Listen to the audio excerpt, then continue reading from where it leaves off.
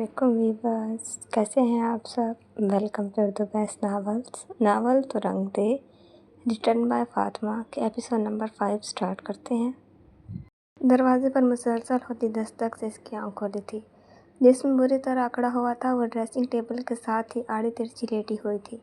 چند لمحوں میں حواس بحال ہوئے تو یاد آیا کہ رات کو بازل کے جانے کے بعد وہ کافی دیر تک روتی رہی تھی۔ پھر جانے کب اس پر نیند کا غلبہ ہوا تھا اب وہ اٹھی تھی تو احساس ہوا کہ رات وہ روتے ہوئے ہی سو گئی تھی۔ اس کا جسم وہی فرش پر سونے کی وجہ سے شدید درد کر رہا تھا، مگر دروازے پر ہوتی دستک سے وہ ہمت کر کے اٹھی اور بیڈ سے دوپٹہ اٹھا کر سر پر اوڑھا اور دروازہ کھولا، مگر دروازے پر گل بی بی کو دیکھ کر اسے شدید غصہ آیا۔ گل بی بی، کیا ہو گیا صبح صبح جو دروازے بجا رہی ہو؟ درشتی سے کہتی ہوئی وہ واپس آتی بیڈ پر ٹھہسی گئی۔ معاف کر دیں بی بی جی، میں بھول گئی تھی آج تو آپ ذرا دیر سے اٹھیں گی۔ دروازے پر کھڑی گل بی بی شرماتے ہوئے بولی تو معصومہ فوراً اٹھ بیٹھی۔ اس کے بعد سمجھنے کے بعد اسے ایک خطرناک گولی سے نوازا۔ معاف کیجیے گا چھوٹی بی بی جی، آپ تو ہمیشہ صبح صبح ہی اٹھ جاتی ہیں، مجھے لگا آپ اٹھ گئی ہوں گی۔ وہ جی، آپ کا بڑی اماں جی ناشتے کے لیے انتظار کر رہی ہیں۔ اس بار گل بی بی دروازے پر کھڑی سر جھکائے بول رہی تھی۔ اس کی بات پر معصومہ بیڈ سے اٹھی اور گھڑی پر وقت دیکھا۔ یہ صبح کے 8 بجا رہی تھی۔ بھئی پہلے کیا وہ لوگ میرا انتظار کرتے تھے؟ پہلے بھی تو میں اکیلے ہی ناشتہ کرتی تھی، اب کیا ہو گیا جو میرا انتظار ہو رہا ہے؟ وہاں الماری کی جانب بڑھتی وہ بولی تھی۔ اس کا بالکل دل نہیں تھا ابھی کمرے سے نکلنے کا، کیونکہ اس کا سر اور جسم کافی دکھ رہا تھا۔ وہ آرام کرنا چاہتی تھی۔ کیسی باتیں کر رہی ہیں چھوٹی بی بی جی آپ اب تو جی آپ بہو ہو اس گھر کی، مرشد صاحب کی بیوی ہیں، اب تو جی آپ وہی سب بیویوں کے ساتھ کھانا کھایا کریں گی۔ بی بی اپنی طرف سے معصومہ کو سمجھا رہی تھی، جبکہ معصومہ نے اس کی بات خاصی بیزاری سے سنی۔ اچھا تم جاؤ، میں آتی ہوں۔ معصومہ اپنے کپڑے لے کر واش روم کی جانب بڑھی۔ بی بی جی، وہ بڑی بی بی نے کہا کہ آپ تیار ہو کر آئیں۔ گل بی بی نے ڈرتے ہوئے کہا۔ معصومہ اسے نظر انداز کر دی واش روم میں گھس گئی، جبکہ گل بی بی وہیں کمرے کے دروازے پر کھڑی اس کا انتظار کرنے لگی۔ وہ آہستہ آہستہ قدم اٹھاتی ڈائننگ ہال میں داخل ہوئی تھی۔ اس کے پیچھے گل بی بی کافی پریشانی سے چلتے آ رہی تھی۔ السلام علیکم۔ اس کے سلام کرنے پر دادی جان نے اسے سر نگاہوں سے سر سے پاؤں تک دیکھا۔ سفید رنگ کا قیمتی جوڑا پہنے، سر پر دوپٹہ سلیقے سے اوڑھے، چہرے پر بیزاری لیے ان کے سامنے کھڑی تھی۔ معصومہ، یہ کیا حلیہ بنایا ہوا ہے تم نے؟ دادی جان اسے دیکھتے ہی گھبرائی تھیں، جبکہ ان کی گرجدار آواز سے تائی اور چچی جان سمیت وہاں موجود ہر ملازمہ کانپ گئی۔ دادی جان، مجھے سمجھ نہیں آئی آپ کیا کہہ رہی ہیں؟ چہرے پر بلا کی معصومیت لیے اس نے پوچھا تھا۔ وہ واقعی نہیں سمجھی کہ دادی جان غصہ کس بات پہ ہے۔ سفید رنگ، وہ بھی شادی کے پہلے دن؟ دماغ خراب ہے لڑکی تمہارا، تم اسی خاندان کی لڑکی ہو، تمہیں سمجھانے کی ضرورت تھی کیا؟ کرسی سے اٹھتی ہوئی وہ گھبرائی تھی۔ ان کے اٹھنے سے تائی اور چچی بھی اٹھ کھڑی ہوئیں۔ دادی جان، میں تو پہلے بھی یہ پہنتی تھی، اس وقت تو کبھی آپ نے منع نہیں کیا تھا۔ معصومہ کو دادی جان کی بات واقعی حیران کر گئی تھی۔ مطلب حد ہے، اب اس کے پہننے اوڑھنے پر بھی اعتراض کیا جائے گا؟ پہلے کی بات اور تھی، اب تم سہاگن ہو، خبردار اگر تم نے اب یہ سفید کالے پھیکے رنگ پہنے۔ وہ سرد میری سے گویا ہوئی تھی۔ لیکن دادی جان، معصومہ کے ہر بات میں بحث کرنا تمہاری عادت بن گئی ہے۔ دادی جان نے معصومہ کی بات کاٹی تھی۔ بانو، افسوس ہے ہمیں تم ایک لڑکی قابو نہیں کر پا رہی۔ یہ لڑکی اپنی ماں کی طرح بدتمیز ہے اور اس کا انجام بھی ویسا ہی ہوگا۔ اس لڑکی کو بازل سیدھا کرے گا، دن بدن اس کی بدتمیزیاں بڑھ رہی ہیں۔ اچانک ڈائننگ ہال میں مظفر صاحب داخل ہوئے تھے اور ان کی گمبھیر آواز وہاں گونج رہی تھی۔ یقیناً مظفر صاحب ان کی گفتگو سن چکے تھے، جبکہ ان کی قریب کا سب خواتین ایک طرف کھڑی ہو چکی تھیں۔ لیکن دادا جان، میں نے کوئی بدتمیزی نہیں۔ معصومہ نے کچھ بولنا چاہا تھا۔ اسے دکھ ہوتا تھا جب دادا جان اس کی ماں کو برا کہتے تھے، مگر دادی جان نے اسے خاموش رہنے کا اشارہ کیا تھا۔ معصومہ، خاموش رہو۔ نہیں نہیں، بولو لڑکی، تم چپ رہو، بانو اسے بولنے دو، بدتمیز لڑکی ہے یہ۔ ایک بار پھر مظفر صاحب دھاڑے تھے۔ معصومہ کے چہرے پر سر تاثر آیا تھا، دل میں تکلیف بڑی تھی۔ اب کون سی خطا کر دی اس نے؟ ہمیشہ ایسا ہی ہوا تھا اس کے ساتھ۔ معاف کیجیے مجھے، صاحب بچی ہے، معافی مانگو معصومہ۔ دادی جان پہلے مظفر صاحب کو دیکھتی لجائیاں بولی تھی، پھر معصومہ کی جانب رخ کر کے غصے سے بولی، جبکہ معصومہ نے شکوہ کناں نگاہوں سے دادی جان کو دیکھا، جیسے کہہ رہی ہو کہ کون سی غلطی پر معافی مانگوں یا کیا بدتمیزی کی ہے جس کی معافی مانگوں۔ اس کے دیکھنے پر دادی جان نے اپنی نظریں چرائی تھیں۔ مجھے معاف کر دے دادا جان۔ معصومہ سر اٹھا کر نظریں جھکا کر گویا ہوئی چہرے کے ساتھ لہجہ بھی بے تاثر تھا۔ مظفر صاحب نے ایک حقارت بھری نگاہ معصومہ پر ڈالی اور وہاں سے چلے گئے۔ ان کے جانے کے بعد معصومہ ڈائننگ ٹیبل کے پاس پڑی کرسی پر براجمان ہو گئی और नाश्ता करने लगी। वैसे ज़ाहिर कर रही थी जैसे कुछ हुआ ही ना हो, या ये सब जो हुआ इस सब की से आदत थी, तभी से कोई फ़र्क नहीं पड़ा था। नौशीन साहिबा ने तड़प कर नाश्ता करते मासूमा को देखा, जो काफ़ी पुरसकून दिख रही थी, जबकि दादी जान भी आंसू पीती वहाँ से चली गई। बॉस, परसों सुबह उस इलाके से एक लड़की मिली है, बहुत बुरी हालत में है सर, रेप और टॉर्चर किया गया इस पर, चेहरा काफ़ी हद तक ख़राब हो चुका है। मेडिकल रिपोर्ट्स के मुताबिक इस लड़की को कई बार ज़्यादती का निशाना बनाया गया और कई रोज़ तक गैर इंसानी सलूक किया गया है, जिन पर तशद्दुद के निशान है। इसकी हालत इस वक्त ऐसी है कि ना वो ज़िंदा है ना मुर्दा। आज सुबह इसे होश आ गया था, बस सर स्टिल एक ही पोजीशन में है। कई बार हमने कोशिश की बट वह बहुत डरी हुई है। रमशा की बार बार कॉल की वजह से वह काफ़ी जल्दी में वहाँ पहुँचा था। हाल में अपनी मखसूस कुर्सी पर बैठा वह बगौर रमशा की बातें सुन रहा था। इस वक्त इस हाल में बाजिल और रमशा के अलावा कोई नहीं था। रमशा, तुम्हें इस लड़की को हॉस्पिटल छोड़ना चाहिए था और पुलिस को इन्फॉर्म करना चाहिए था। यहाँ लाने का क्या मकसद है? ये कोई हॉस्पिटल या थाना नहीं है। नज़रें सामने पड़े लैपटॉप पर जमाई सर्द मैरी से बोला था। रिमशा ने देखा, एक पल को बाजिल के चेहरे पर अज़ियत दराई थी, मगर इसका लहजा और चेहरे किसी भी तासुर से पाक था, जैसे इस कदर अफसोसनाक से इसे कोई ख़ास फ़र्क ही ना पड़ा था। बॉस, मैं ना हॉस्पिटल लेके जा सकती ना पुलिस स्टेशन। रिमशा के चेहरे और लहजे में परेशानी थी। क्यों?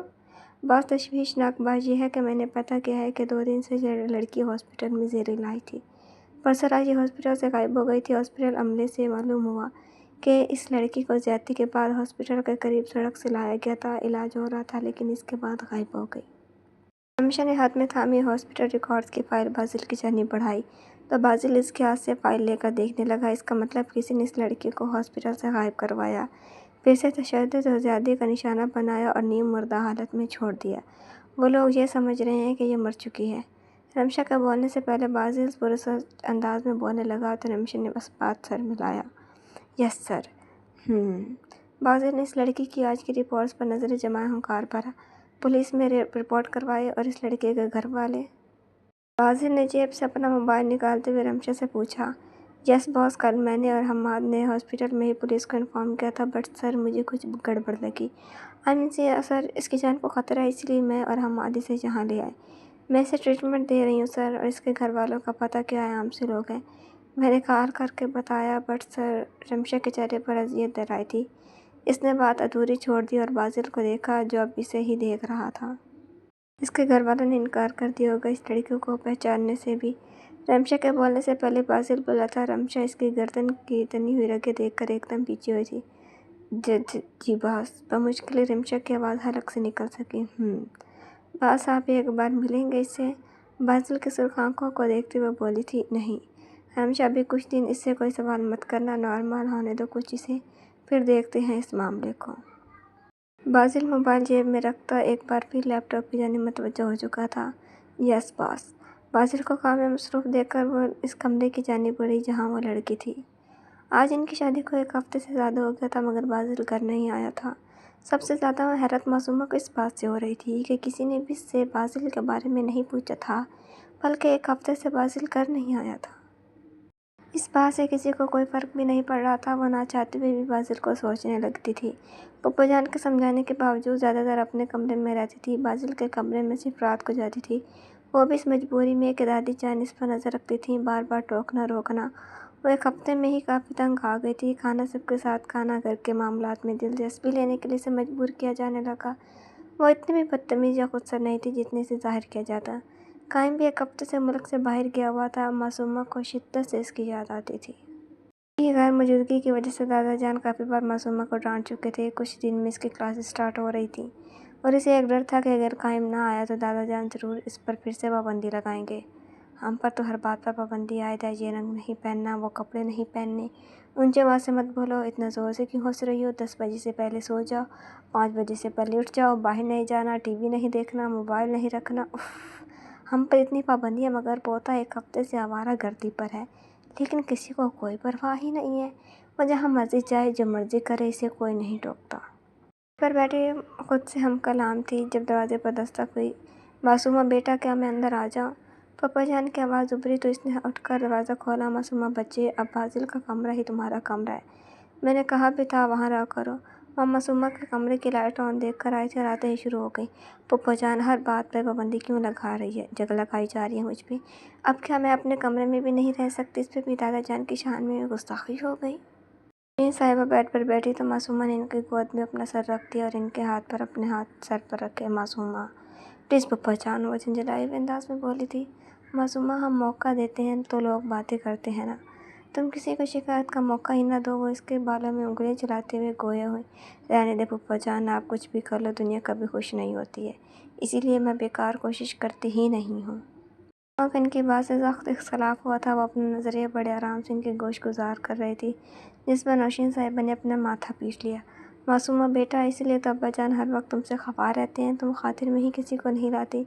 चलो अच्छा, अब छोड़ो सब बातें और अपने कमरे में जाओ। वो झुक कर इसका माथा चूम कर बोली थी, दादा जान तो पता नहीं कौन से बदले ले रहे हैं मुझसे। हद है पप्पू, घर में भी और भी तो लोग हैं, लेकिन सबको मैं ही नज़र आती हूँ। के चेहरे पर कुछ ऐसा था जो नौशीन साहिबा को भी दुख हुआ। वाकई ये बात सच थी कि इन 2 हफ्तों में मुज़फ़्फ़र साहब काफ़ी बार मासूमा को डांट चुके थे। मासूमा मेरी बच्ची, ऐसी बात नहीं है, उन्होंने इसे प्यार से कहा।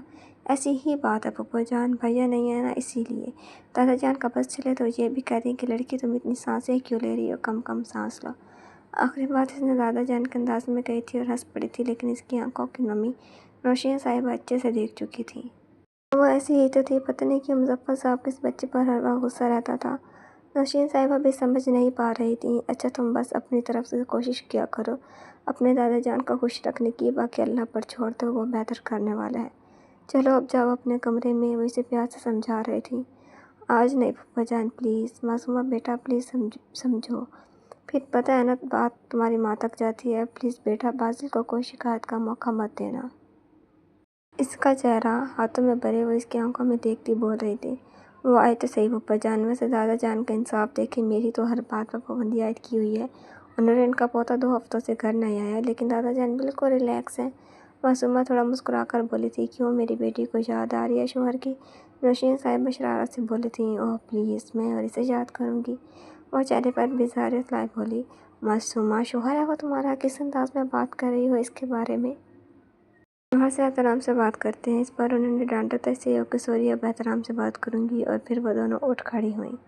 सुबह इसकी आंखें एक अजीब एहसास के तहत खुली। चंद लम्हों में हवास बहाल हुए तो अपने आसपास देखा बाजिल इसके बिल्कुल करीब लेटा हुआ ख्वाब खरगोश के मज़े ले रहा था। बाजिल का एक हाथ मासूमा के बाजू पर और एक टांग भी मासूमा की टांग के ऊपर था। कि वो आधी बाजिल के नीचे दबी हुई थी। इसे महसूस हुआ कि इसका जिस्म दबा होने के बायस आधे धड़ में दर्द की लहर उठी थी। अपना पूरा जोर लगाकर इसने खुद को बाजिल से दूर खींचने की कोशिश में इसका मुतनफ़्फ़र बिगड़ा था। इस सारी कार्रवाई के बाद वो काफ़ी बेहाल हो गई थी। क्या खाता है ये बंदा, उफ़। अब वह बाजिल से दूर होकर इसके गुजरते वजूद को घूरती बोली थी। ढीला सा ट्राउज़र और बुनियान पहले वह बेड पर करवट लिए सो रहा था।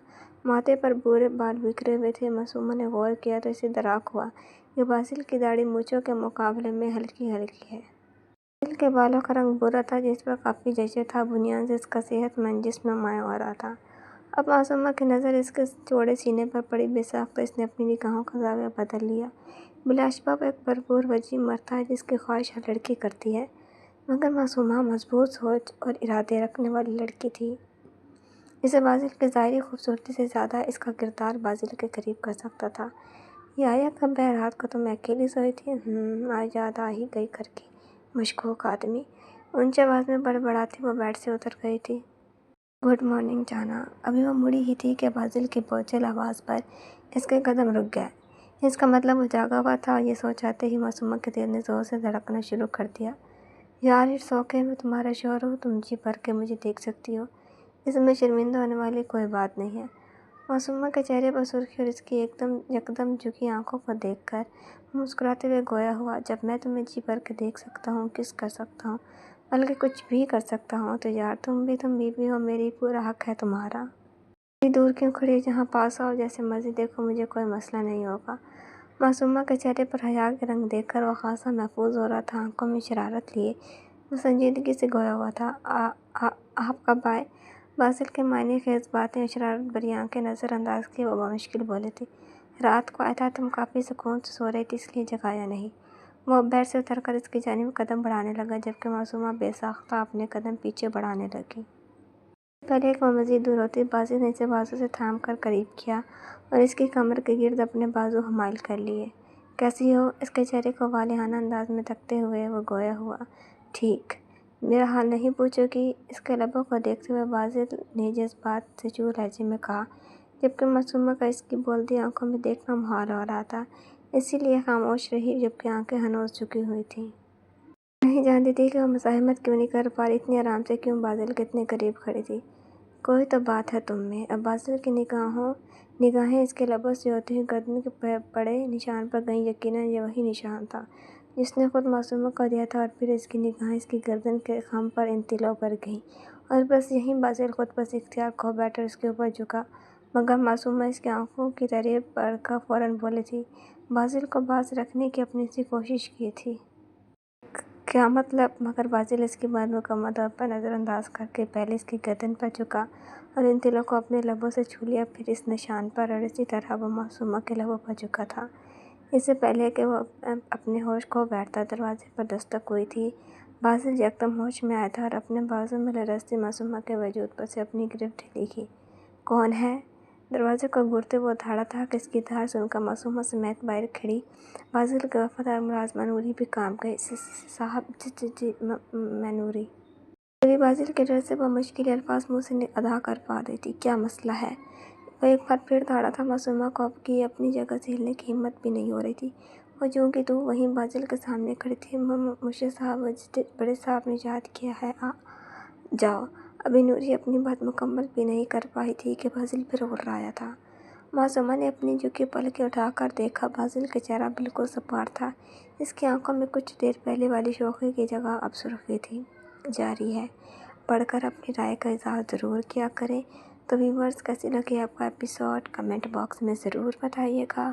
اگر آپ نے چینل کو سبسکرائب نہیں کیا تو جلدی سے سبسکرائب کر دیں تاکہ نئے آنے والے ناولز کی نوٹیفیکیشن آپ کو ملتا رہے۔